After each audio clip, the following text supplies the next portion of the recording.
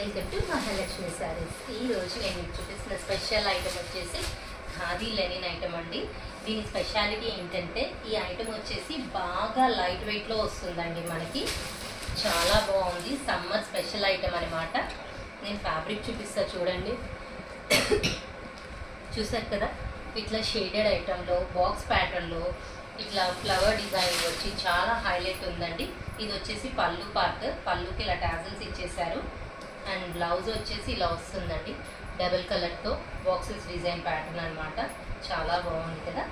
And దీంట్లో నేను మీకు కలర్స్ చూపిస్తాను. చాలా బాగుందండి.